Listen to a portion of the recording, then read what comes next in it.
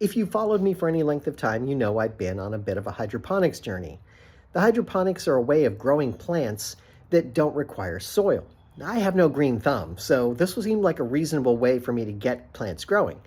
My entire system is powered by solar. The power bank I use has to be powered on every single morning, which is kind of a problem, and there's some issues with turning it on every morning and making sure that it's getting enough water flow. The problem was that the weather changed pretty dramatically. It had gone from very rainy to very hot. And there was enough heat where that turning it on for about half an hour every hour wasn't enough, and all the plants died.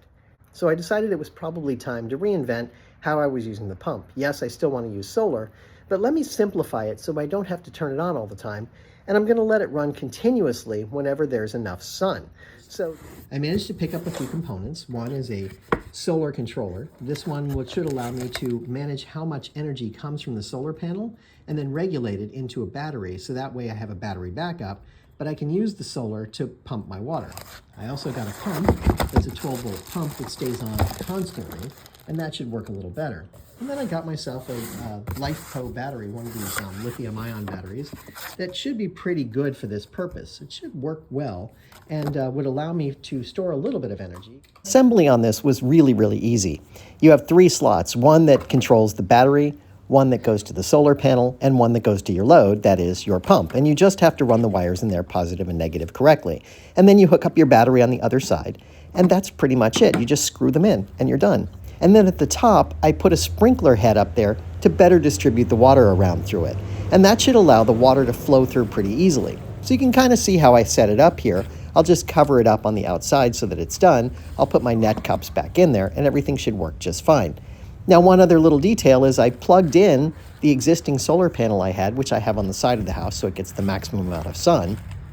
The battery then helps control the pump so that if there's not enough sun or it gets to nighttime, it'll come on again. So all I had to do was finish wiring it up. But what I noticed right away when I plugged it in was that it wasn't receiving that much in the way of wattage in terms of the way it charged.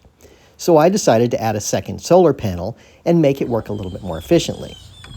Now, I happen to have another solar panel lying around that I'd been playing around with for a while, and I decided to just use that one and wire it up so that it would go into my solar controller as well.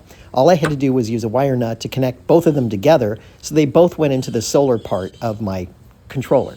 And that's it. They're just connected together, both positives together, both negatives together, going directly into the charger. And naturally, I saw the wattage go up, so the battery charges much faster, much more efficiently, and I can use the pump more often.